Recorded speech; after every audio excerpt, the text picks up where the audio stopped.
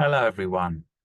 Welcome to what I hope will be an informative and enjoyable session to explore how design codes can support health and well-being, featuring an overview of new guidance and case studies that demonstrate its application.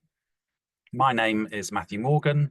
I'm the director and co-founder of the Quality of Life Foundation, a charity committed to making health and well-being central to the way we create and care for our homes and neighbourhoods. The guidance that we published is the result of many individuals and organisations' work, originally conceived by Michael Chang in his role at OHID, and continued by the brilliant team at Tibbalds, with support from the TCPA, TRUUD, Henley Business School, UDL, and many others. As many of you will know, design codes are a key element in the creation of well-designed places. Our belief is that by taking a collaborative approach, bringing together different disciplines from local authorities in work with consultants and communities, we can improve people's health and well-being for the long term. Today, we're lucky to have one of the authors of the guidance, Katja Still, a director at Tibbalds, whose work incorporates principles of health and well-being from early master planning stages through to design codes and delivery. We'll also be hearing from some of the people involved in the case studies in the guidance, highlighting the good work that's already being done in this area. They'll be starting with Hugo Knoll, Director of Urban Initiatives, who'll talk about the A23 Great Street Design Code SPD. Then Duncan, a Senior Urban Designer Officer at Medway Council, will talk about the Chatham Design Code. And Rosalie Calway, Projects and Policy Manager at the TCPA, will talk about the new homes principles being implemented on the South Downs. Before we begin, some housekeeping notes. The webinar is being recorded and will be available on our website soon. There are a number of ways you can engage with the webinar today. So you can use the chat to speak to each other, in particular to recommend any further good practice or work that you know is happening in this area. So check it is set to everyone.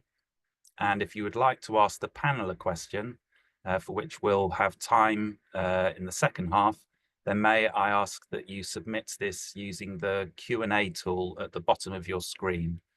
You can also upvote and comment on others' questions with this feature. So without further ado, I will ask Katja Still to give an overview of the project, after which the case studies will follow consecutively. So Katja, take it away. Thank you very much, Matthew. Thanks for the introduction, and amazing to see so many people having an interest in this topic, which we clearly believe is absolutely essential to be thinking about health and well-being in everything we do, really. So if we go to the slides, can you see the slides? I can only see myself.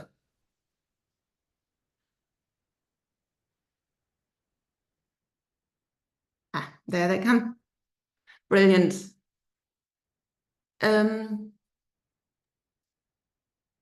So if we go, moment.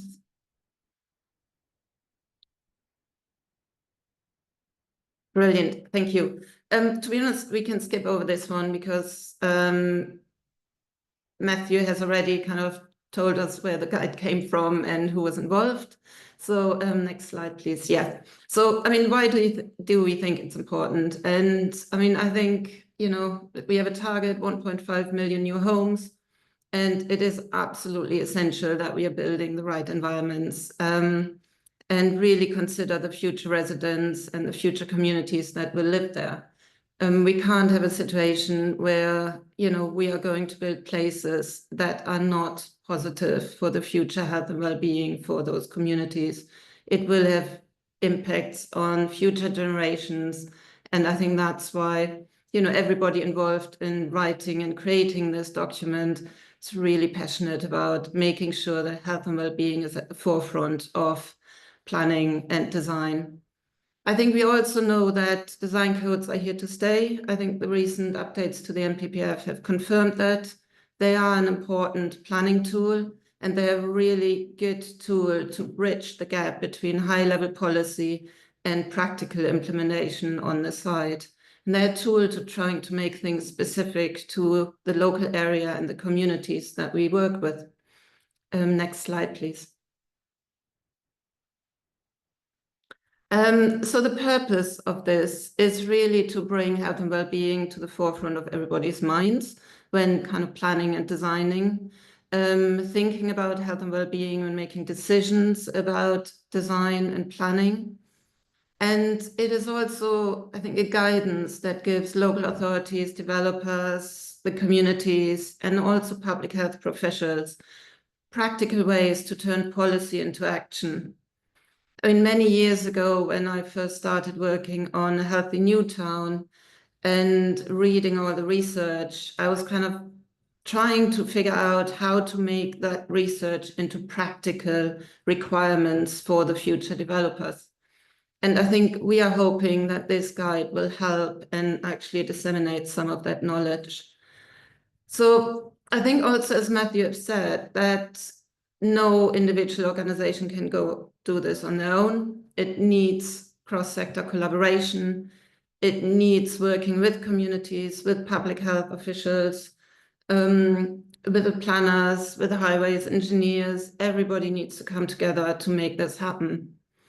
And only then, I think, can we ensure that the design codes also reflect the local requirements. I mean, on the many codes we have worked on, public health officers are usually not really that much involved. I think too often it's the concern is that they have fed into a high-level policy in the local plans, but are then not involved in the detail. And I think that should need to change. Next slide, please. I have included a couple of slides that just very briefly kind of rehearse what a code actually is. I wasn't entirely sure if everybody in the audience is familiar, so I will keep it quite brief. So design codes are really simple, concise set of requirements. They need to be specific and they need to relate to the physical development of a site or an area. Generally, they use graphic forms and words like must. So they're really setting the benchmark for what needs to be delivered in a very simple and directive way. Next one. So there are some elements that can be coded and others that are more difficult to code. So, for example, and I'm keeping it really brief here, issues related to development planning, the physical and spatial issues, like the form and shape of buildings, the landscape, the connections, the routes, those can be coded, the architectural approach as well. And also codes can be structured around different themes that can be structured around area types or specific themes around densification or for specific sites. So there are many different ways that a code can be structured, and the content also is quite broad in terms of what it can address. They can also code for processes like the right design process, engagement process, and so on. What they're not so good at is in terms of coding management and maintenance issues, for example, or elements that are already covered in building regulations. They are tricky to code as well. So there are some elements that are fairly straightforward to be coded, and they have to do with generally the development planning, physical and spatial issues. But then there are other kind of elements that are more the softer elements that are much more difficult to kind of code and control through planning. Next, please. The National Model Design Code sets out 3 stages. So one is analysis, and this is really where we would like kind of public health officials and officers to come in, like what are the health statistics? What does the evidence say? And an example is, for example, in a certain area, there might be a high percentage of obesity in lower income communities. those kind of elements would be really important to tease out at the analytical stage to make sure that the code can specifically address those. Then at the vision stage, again, what are the local issues and priorities? What do you actually want to address, and what can you address through the coding process? And that can be, for example, relating to the example of obesity as well, inactive lifestyles, or low car ownership in areas of car dependency, that can be issues. And then there are kind of tying in opportunities to walk safely or partake in activity that doesn't cost money, i.e. having walking routes, being able to step outside into nature, look at recreation and activity for all aspects of the community and not only those that, go play rugby on the weekend, for example. And then the coding stage. So if you've set the vision, how can that be achieved? And that in this case might be ensuring safe routes, that the route goes from the school to the homes or the homes to the park, really making sure that the essential links are embedded in the code and in the right way and that they are accessible. These are just a few examples to explain how the National Model Design Code can relate to health outcomes. Next slide, please. So the document structure, it is really set up to kind of explain the context, how design codes can help to improve health outcomes and address health inequalities, then how the codes sit in the wider policy framework and the other tools that are available, like health impact assessments. Then there's a section also talking about the community engagement, which is essential in this in order to make the code specific to the community's needs. And then the vision and how that can be delivered through the design code and other implementation tools, as well as then giving practical guidance on how different themes can relate directly into the kind of codes, into the physical environment. And at the last section is really about all the different groups that are involved and what they can be doing. And it also includes a kind of list of research documents that have informed this code, as well as that are really useful to kind of draw on if you need more evidence for certain coding requirements or health outcomes. Next, please.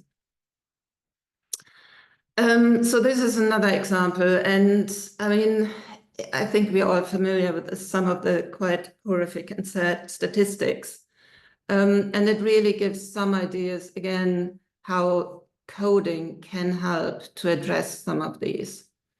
For example, if we talk about unhealthy homes, and we will hear from the TCPA more about this, then coding can really help about setting quality standards in terms of orientations of buildings, in terms of the comfort in the new homes, linking it back to building regs as well, the kind of the windows, the light, the air circulation, and so on. One other point that is fairly straightforward to code is about the physical activity, and that is a lot about making the routes available, strategic as well as local, ensuring there's bike storage, for example, in the right places and easily accessible. Another point is the mental health, and a really high percentage of people do kind of say they had mental health issues, and it is increasing. And, we've all read the statistics throughout COVID and afterwards, and I think we're forgetting some of those lessons slowly. But again, mental health and access to nature, or having space to socialize, meet your neighbor, a lot of those elements can be coded in terms of making space available, creating places for interaction, let it be seating areas in the local park so that the elderly can safely step out of the homes and rest before they go back. So there are a lot of practical examples within this guidance that explain this. Next, please. So, and the good thing about, I guess, designing the right places, thinking about health and well-being of future communities, is that it not just makes sense from a people's perspective of creating better places for our communities, but it actually also makes commercial sense and economic sense. Because if we prevent people from becoming really ill, then there's less pressure on the NHS, etc. And we know that something around 50% of our health is determined by socioeconomic and built environment factors. And that is housing, green space, kind of, for example, loneliness, which can be addressed by creating opportunities to meet, social isolation. I mean, 50% is a huge amount. And if we can tackle those elements by creating better environments, another huge percentage that has an impact on our health is our behavior. And again, if we can ensure people can walk and cycle, children can cycle to school, that sets us much better off in terms of creating healthier communities. And so we can control development, we can control what it looks like, where it is located, that it has the right infrastructure in place. We can protect sensitive areas like flood areas, which if people live in flood areas, it can cause a lot of kind of mental health concerns and anxieties. So looking at the whole picture, coding has a lot to offer when we think about health and well-being. Next, please.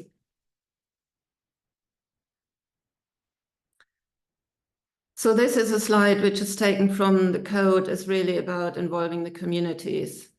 And with the length of health and well-being, we thought we'd draw out the elements that can undermine positive health outcomes.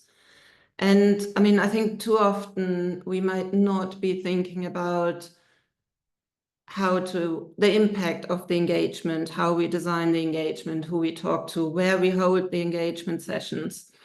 And even having the engagement, what impact that can have. I mean, there can be financial implications that people can't attend, can't afford to travel to the engagement, for example. It might be that people don't feel they're welcome. So there might be a kind of mental element to it, or they don't feel they kind of have anything to say, or that an engagement event can be overwhelming. I mean, on a recent engagement event, we had a couple of hours of silence, so that people who are easily overwhelmed could come and attend and look at things and talk to us in a quiet space. I mean, this was particular target to a kind of special needs school that was nearby. So thinking about these things is absolutely essential, even when you think about how you're going to engage with the communities.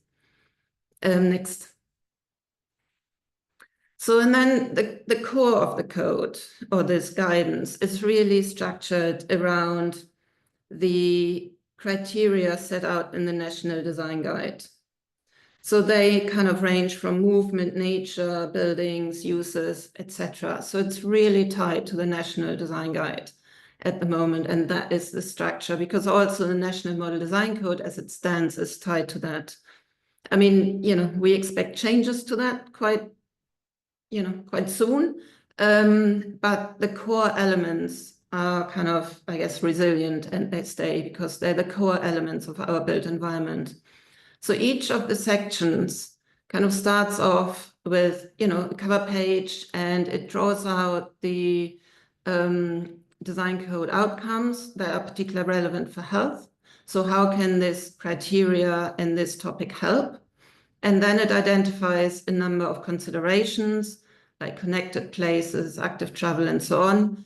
And below that, it gives some practical examples of how this particular subject can lead to health outcomes. And I'm going to kind of go quickly through 3 examples, because otherwise I think I'm talking too much.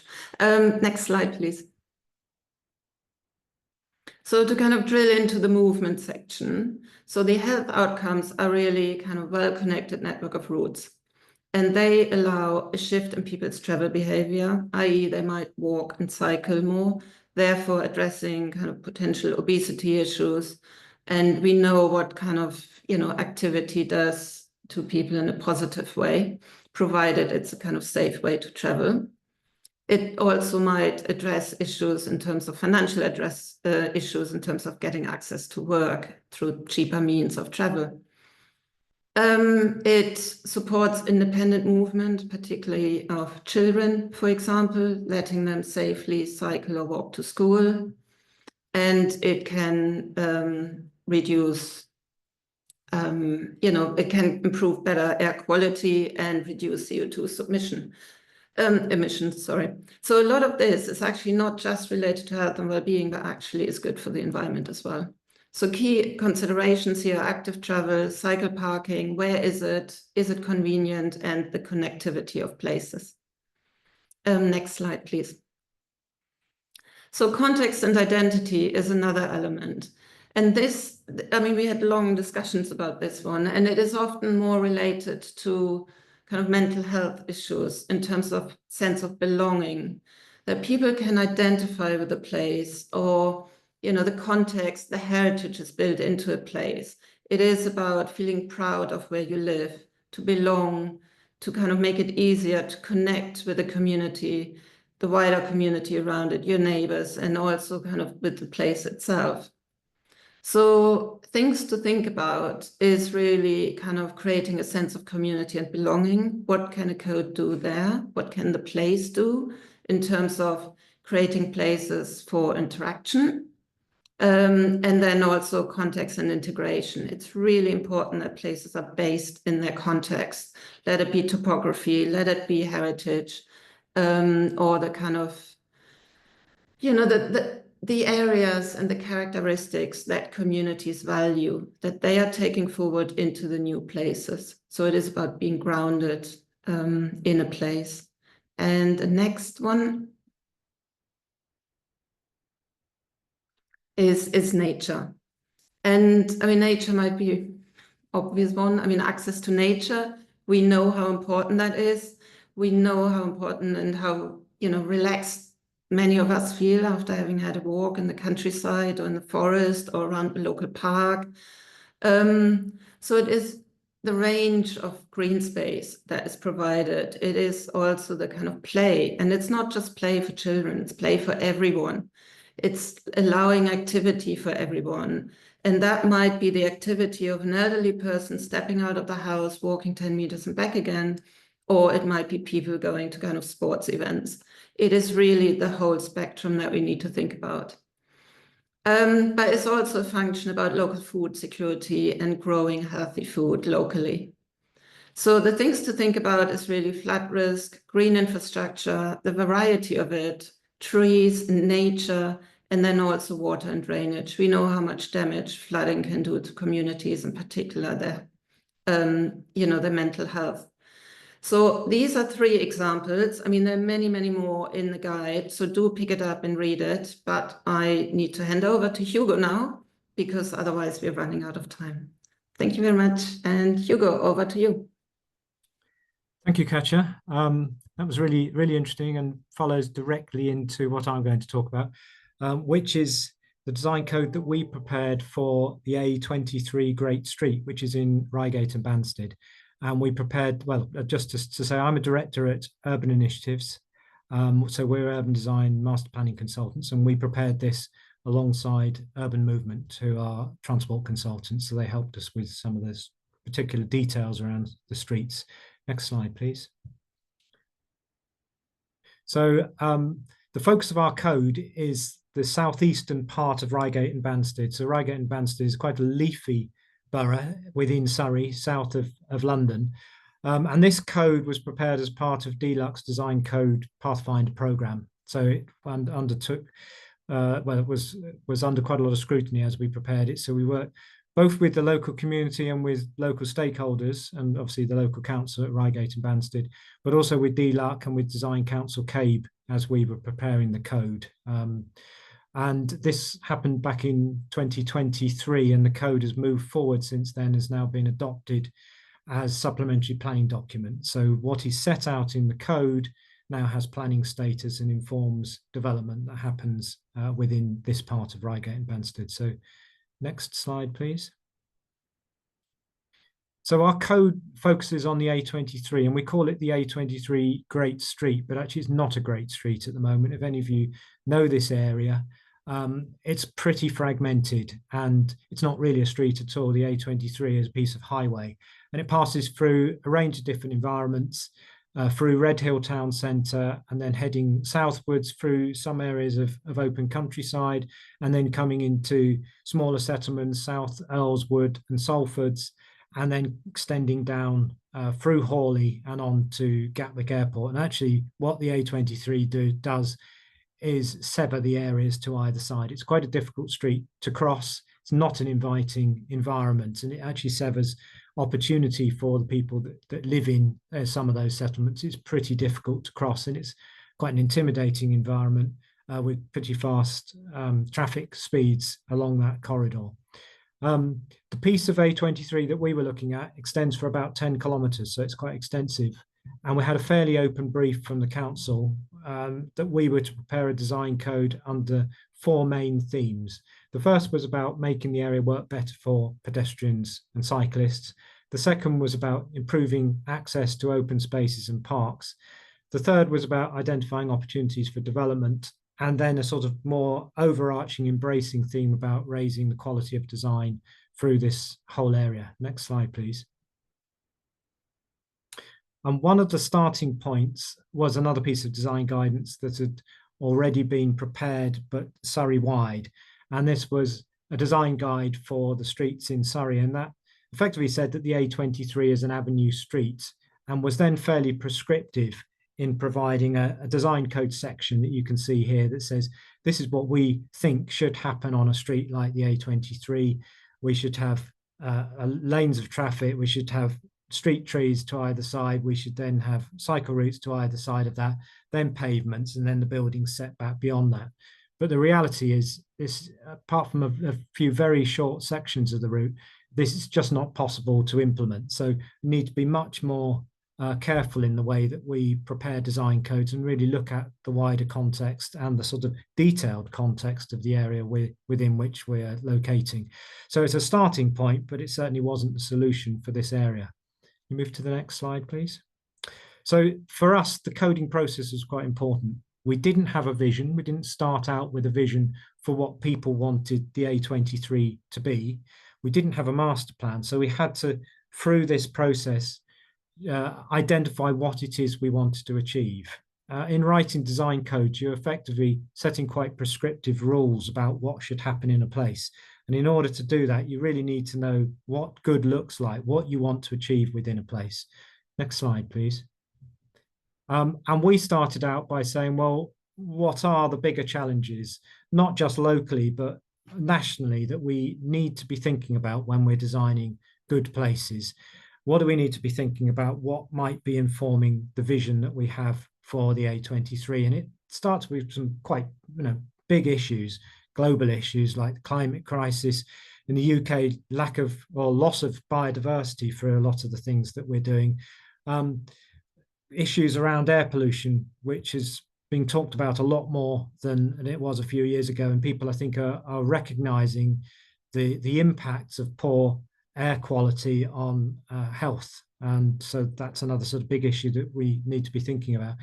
But those are sort of environmental issues. We've also got physical issues around the quality of our places, around how our town centres are working and how high streets are working, and then social issues around people increasingly having health issues and getting more and more obese in a sense, and more people getting overweight. And a lot of this is down to the environments that they're living in and the opportunity that you might have locally to exercise, either just incidentally or more formally.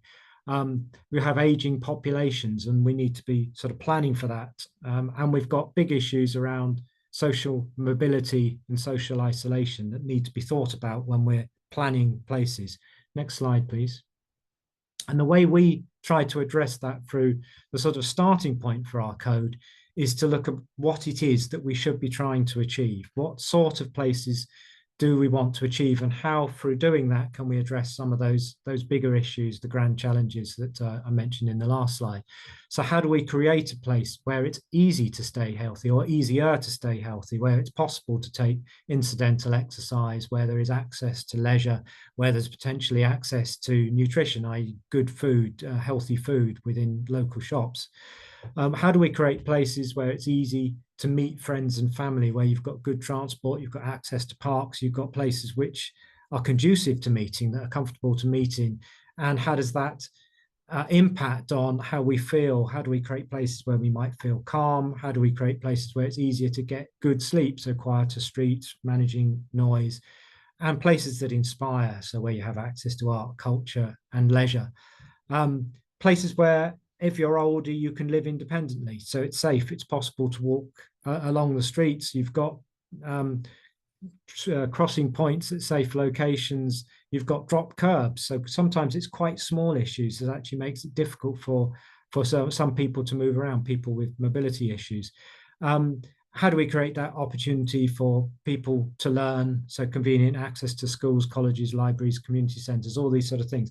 So we looked at the front end of this project around what it is we want to achieve. How do we deliver that public value? Next slide, please. At the same time as we were looking at that, we were analysing the area, analysing how it works, the different character of different parts of our study area. Some parts are very urban, some parts are quite rural, and then there's industrial uses within the area. You had green spaces, you've got suburban areas. What does that mean to the type of development? And in this particular case, what does that mean in terms of the environment that we should be trying to create along the street? Next slide, please.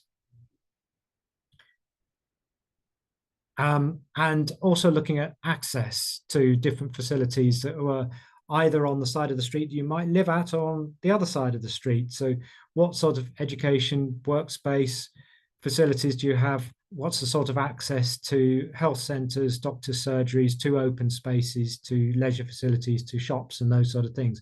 So looking at all the aspects that make for a quality of life, and seeing how easy it is for people to access those at the current time, and how the road, or the road as it stands, the A23, might potentially impact on that. Next slide, please. But from that, we framed a whole series of ambitions for what the A23 should become, how it could become a great street. And we've got 28 on here. I'm not going to go through all of these, but it starts with some quite big issues about how do we create a street that is beautiful, that responds to some of the distinctiveness of the place, but then getting into sort of more details about how do we plant more trees, how do we deliver biodiversity net gain, how do we manage water runoff? So sort of the macro issues, and getting down to the more detailed issues. And next slide, please. And then starting to think about how can that be delivered through a suite of design codes. And we had 5 main themes for our design codes, all coming from the National Model Design Code, but around movement, nature, built form, identity, and streets and public space. And move on to the next slide, please.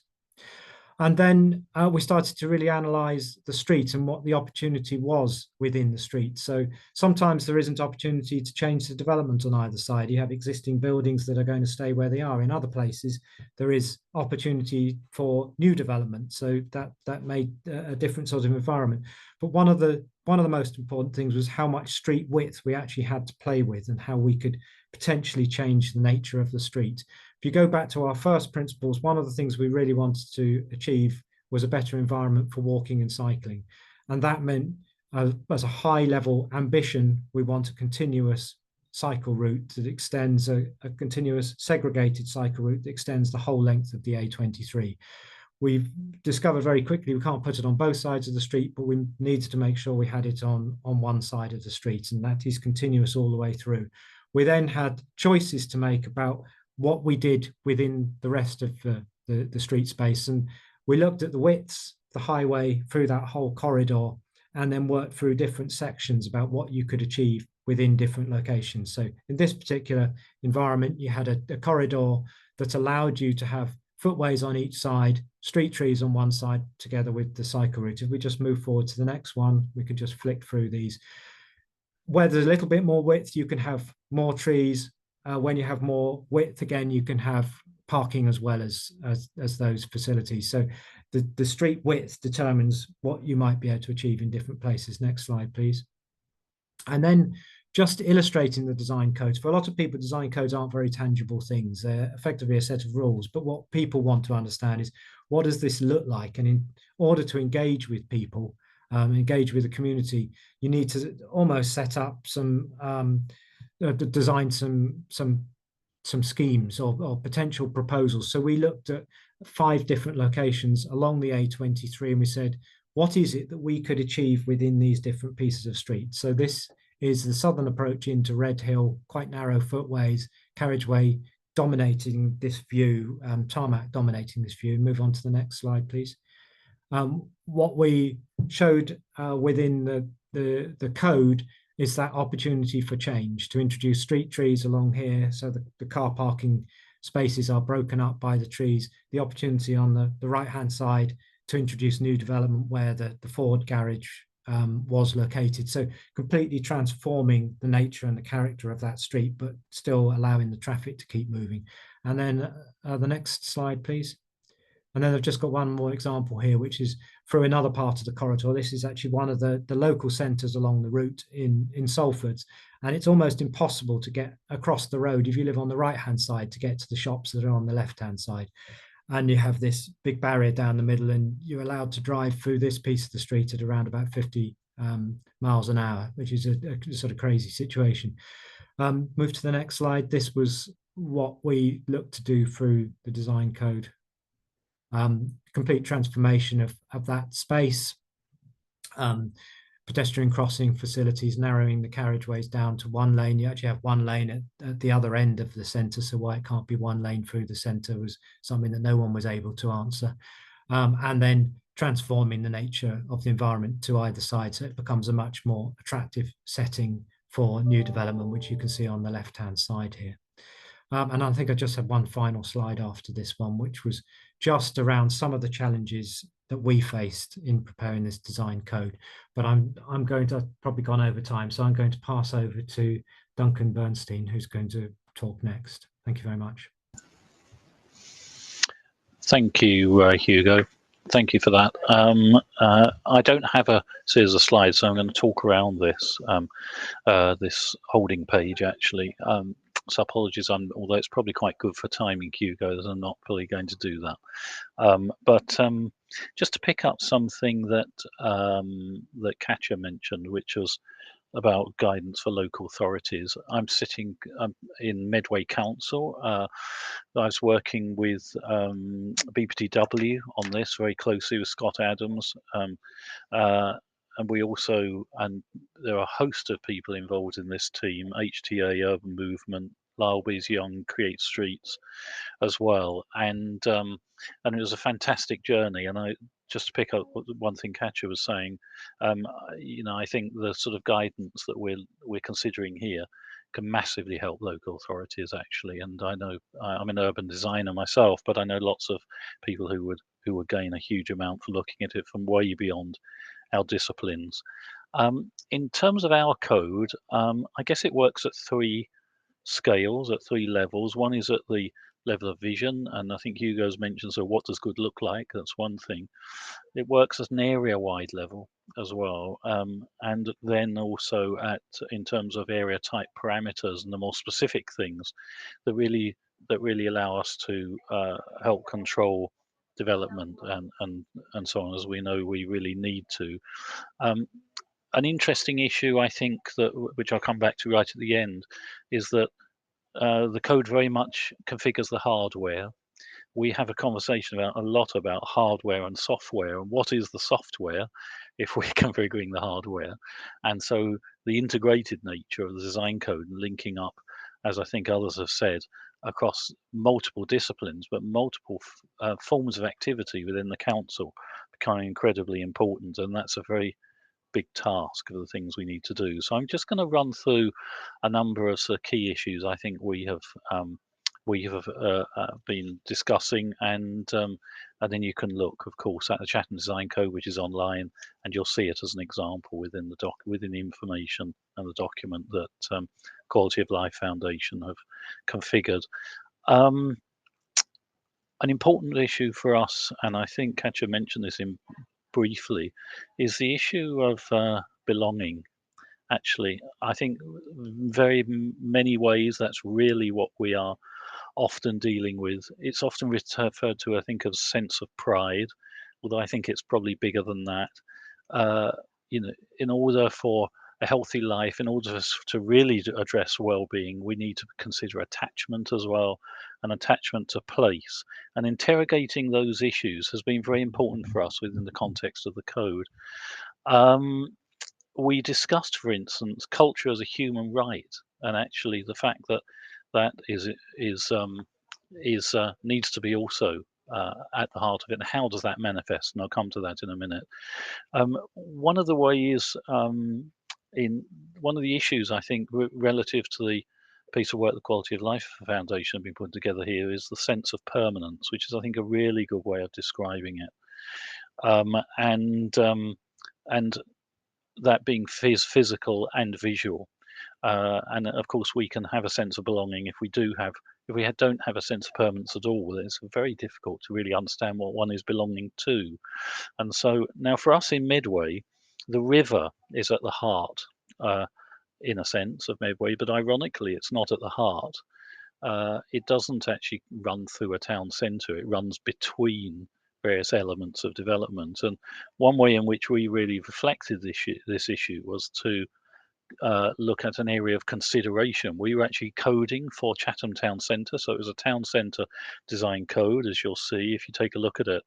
But in fact, the area of consideration became very important because we realised that actually coding for Chatham was one part thing, but the local authority here has often discusses being a city, the city of Medway, and we have 5 basically low-rise towns currently. So what does it take to for Medway to become a city?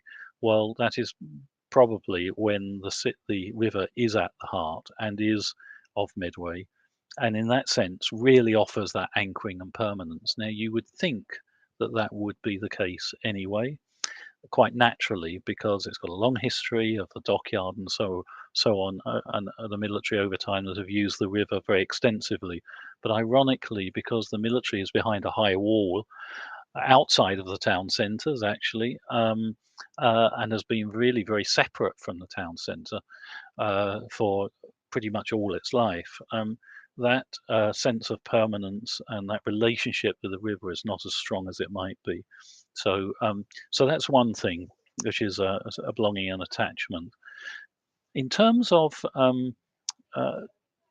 orientation and topography, of course, if one's really going to understand and feel a relationship with where one is, then orientation and topography become incredibly important. We have been tackling that in terms of views and landmarks. In Chatham, you'll see it's described in the design code. Actually, Chatham is actually in a bowl, and we have been drawing transects across it, and we found that was the easiest way to sort of interrogate it. But that means we have high level viewpoints, mid-level viewpoints, and low-level viewpoints. So what we had to do is in creating new routes across the town, which were very important to integrate socially the various settlements around the town centre. We had to really get to grips with views and landmarks, and we're fortunate to have some amazing heritage in Chatham, largely military, a lot of it, and some relationships of civil society to it. But the difficulty has been for that to be revealed, because there's frankly not been so much interest in it in the past, and also there hasn't been the budget often as many would see it to do it. So that's a big challenge here, but it's helped configure the area-wide guidance for this, because we take a broad sweep on what those landmarks and views and the relationship with the landscape is, and the landform, and that's also embedded in the code. There's another scale as well, I think that operates out, which is at the scale of language and of integration of culture, and and it becomes very architectural at this point as well, into architecture and urban space and materiality and so on. One of the ways we felt we needed to really begin to interrogate, understand, and express the DNA of development that's been that is Chatham and has been Chatham and can be a future Chatham. One of the ways we did that was developing some lotting principles. Typically, the town has been configured around a 6-metre wide lot between streets, and many developments, when they come forward from applicants at the moment, they don't really adhere to that language and what that subdivision might be. And very often, of course, the land ownerships don't adhere to that, but on top of that, the developments as proportions and the way the developments work on streets don't adhere to that either. And so we developed a lotting principle, and so on. And then we've got social and physical links in transforming the brook into a welcoming avenue which we can use for events, and hopefully rather than just a 4-lane highway. So finally, and the last point I would make, because I know we need to move on, is that how do we support this then? How do we implement it beyond the document? We're developing an urban room, a civic forum that picks up various these threads and themes and a host of others, working also on this restorative cities notion that Jenny Rowe and Laura McKay also have configured, as well as this document. So lots of questions, but by all means take a look at the code, because I think I need to hand over to Anna.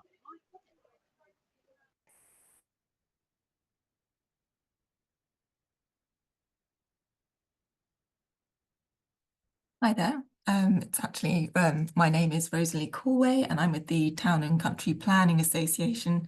I'm really pleased to be part of the contributors to the guide as part of our campaign for healthy homes, which has been running for about 5 years. If we could move to the next slide, please. So the campaign at the national level has really been trying to address some of the massive problems we've seen with firstly, deregulation of housing standards through permitted development rights, and unfortunately different use classes of buildings that are like former light industrial buildings, as you see on the left-hand side, don't need to take any consideration of design or external appearance requirements under permitted development. So we can see some quite poor slum-like conditions in many of these types of conversions, which we are campaigning to reform those rules. But also in new build, we're also seeing new housing estates appearing that are very isolated and build in car dependency. So we know we can do better, and that's why we think getting our design codes right is so important for people's health and well-being. If you could go to the next slide, please. So the Campaign for Healthy Homes is 12 principles. And I think I've had a lot of people say to me, well, these are really intuitive and they make a lot of sense, but actually a number of these principles aren't required in building regulations, and they don't necessarily, under building regulations, it's all about prevention of harms, but we want to think about promotion of health and well-being. So it is thinking about that access to amenities, nature and transport as designers have. It is thinking about adaptability and accessibility of new homes and the wider neighbourhood. So these principles are trying to be holistic and comprehensive in the way we think about our homes and how they deliver better outcomes. If we could go to the next slide, please. So as part of our local campaign, we've been working with local authorities, and last year produced this guide, which looks not just at design codes, but a range of different policies. I won't talk about this in detail, but we'll send a link in the chat. But in that code, that guidance, we talked about Bradford City's design code that Tibbalds had been involved with, which is really about embedding health. but also our colleagues at Lewes District Council, we worked with very closely. Nathan Haffenden was going to speak on behalf of Lewes Council today, and he sent his apologies. If you could move to the next slide. But they were one of the first councils to adopt the Healthy Homes Principles as a full council motion, and now they're looking at how to apply the principles in policies, process, but most importantly, in direct housing delivery. So as of September last year, the Cabinet adopted a new homes principles, which really applies those holistic principles across the board in their future homes and standards, so that all those homes will be of good quality, sustainable and genuinely affordable to residents. And I think we'll be putting a link to the Lewes District Council principles in the chat. Next slide, please. So at the heart of thinking about embedding health in the design code process, I think that we've seen that there are key formal stages in terms of the context analysis and looking at local health priorities. And one of my key messages I think I'd love you to take away from this event is the need to disaggregate health needs, thinking about the ageing population, thinking about distinct gender needs and cultural backgrounds of different groups. We saw a study recently talking about how green infrastructure, green spaces aren't used as much by women if they feel afraid of using those spaces. So how can we design better for those particular groups to meet those specific health needs? An element that perhaps hasn't come through so strongly in the current national model design code is around the idea of monitoring and refining that post-occupancy evaluation. We know of the excellent work of the Quality of Life Foundation in this area and others. I visited a project in Acton Gardens, South Acton, London, where Social Life conducted post-occupancy evaluation using the courtyard areas, and they were evaluating the design of those, and they could try and understand why they weren't being used so well. And they found that actually those courtyards had been over-designed. So that post-occupancy evaluation was really important to inform and shape future design of those courtyard spaces in the next phases of that regeneration project. So, embedding that idea of evaluation and reflection in the design process, I think, is really crucial. Next slide, please. I think essentially what we all want to see is designing homes in communities that improve over time. We have examples of this from the past, such as Letchworth Garden City, where they delivered beautiful, affordable housing that have improved and enhanced over time for the communities and people that live there. And the example of Sydenham Hill Estate on the right is from Lewisham, where they've adopted the BRE Home Quality Mark standard. And we can be comprehensive in the way that we design and we plan for creating healthy communities. So that's me. I'll hand back to Matt. Fantastic. Thank you, Rosalie. And thanks to all of our speakers today. I hope you've enjoyed the presentations. We do have some questions from the audience, which I'd just like to share. A couple of them have been answered. So thank you, panel, for that. But we've got a question from Tom Mapplethorpe asking how design codes can help to address issues of warmth, avoiding cold, damp, mold, indoor air quality, or would this be covered by building regs? Maybe that's one for you, Rosalie. It's interesting that the question about warmth, I guess it's sort of overheating. What we have got in regulations is the Decent Homes Standard, which has a requirement about designing homes for excess cold or excess heat. But unfortunately, that is required for social housing, but the Decent Home Standard doesn't apply to private rental and owner-occupied buildings. So yes, design codes could have quite clear language about designing for thermal comfort and the considerable benefits that then cascade from that. From both extremes, and also in terms of thinking about fuel poverty and saving of energy. So there's lots of benefits from designing that into the code. One of the things I meant to say was something that we've heard from other urban designers is, in the design code, getting really clear, strong language, that the ways that the design code gets interpreted, we have to have very definite language. So instead of saying should, let's get the words must and have that definite language in there when you specify things in the design code, so that there's clarity for the developers and those that are interpreting that information. Okay, thank you. There's a comment about place and sense of belonging. There have been various different comments through the discussion this afternoon about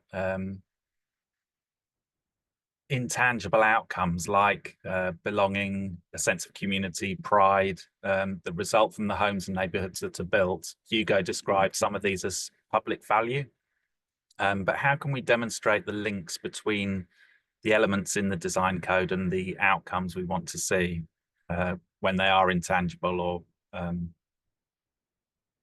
Katja, perhaps, or Hugo, I know that there was and even Duncan, that I really like that idea of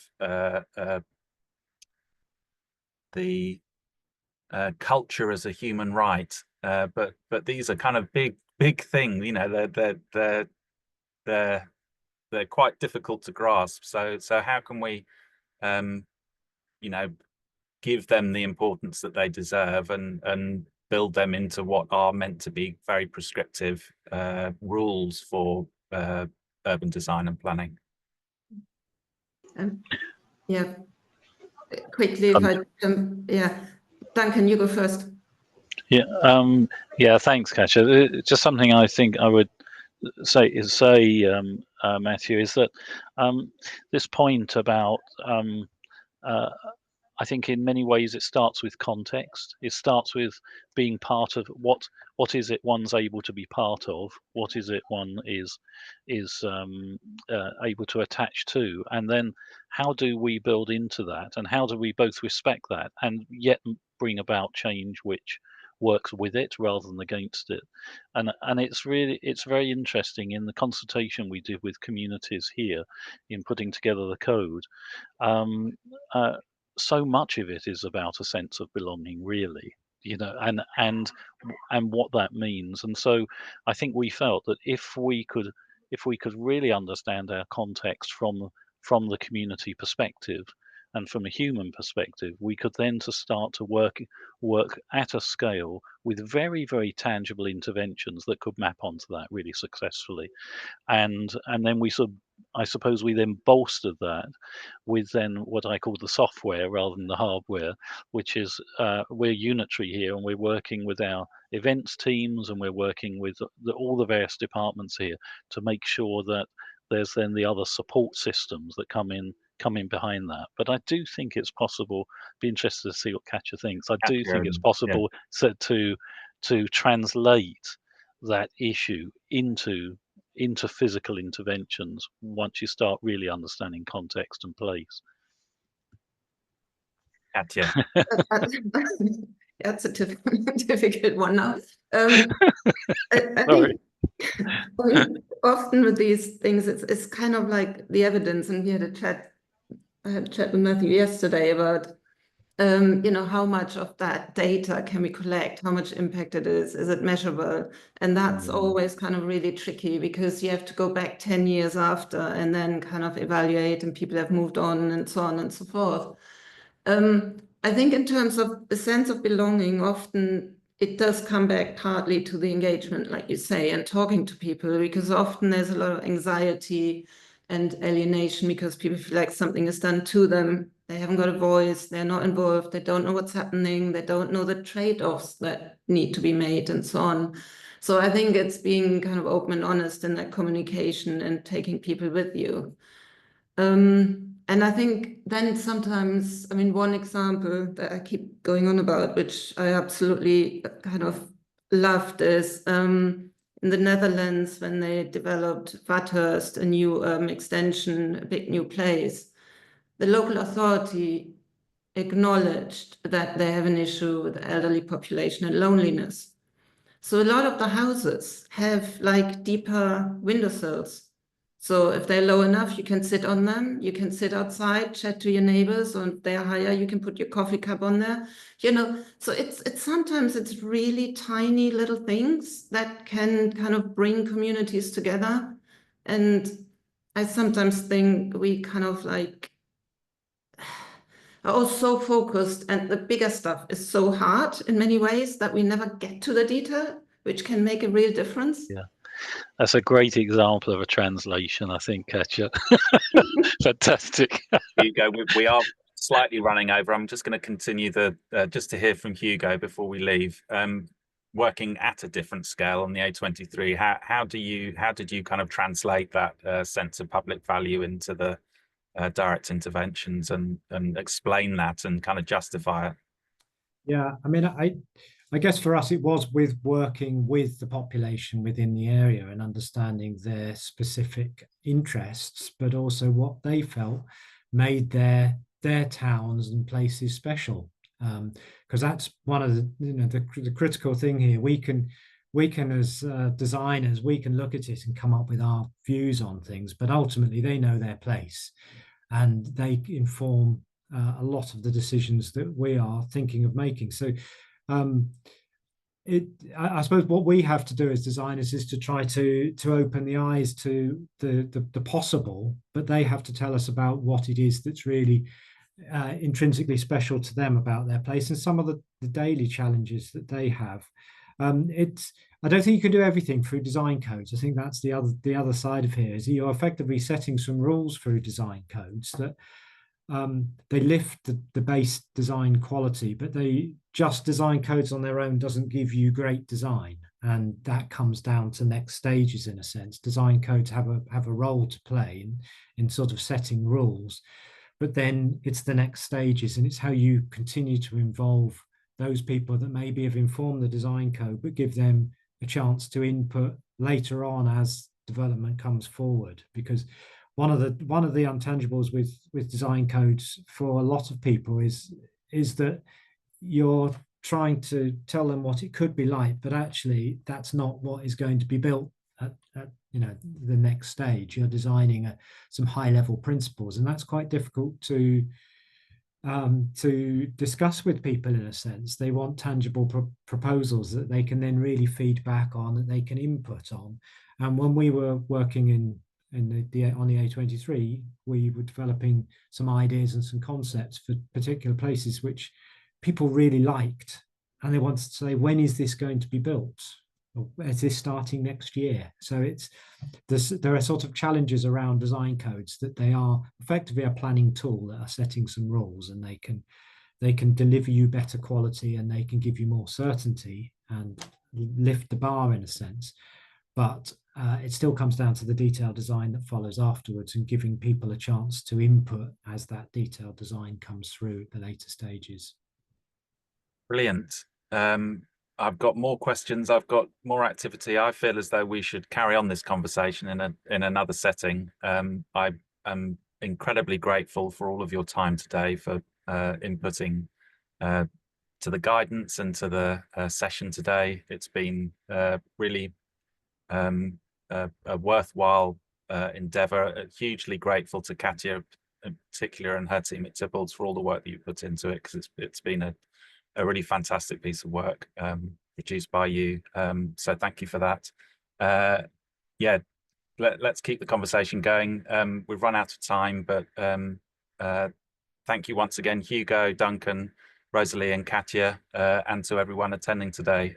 We've put the various different codes into the chat, but we'll be sharing a roundup of this with a recording of today's presentation for any colleagues who may have missed it. And of course, do have a look at the design code guidance, which is on the Quality of Life Foundation website, qualf.org.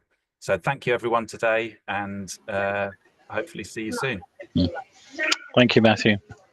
Thank you, everyone. Bye-bye. Cheers, guys. Thank you. Bye. Cheers.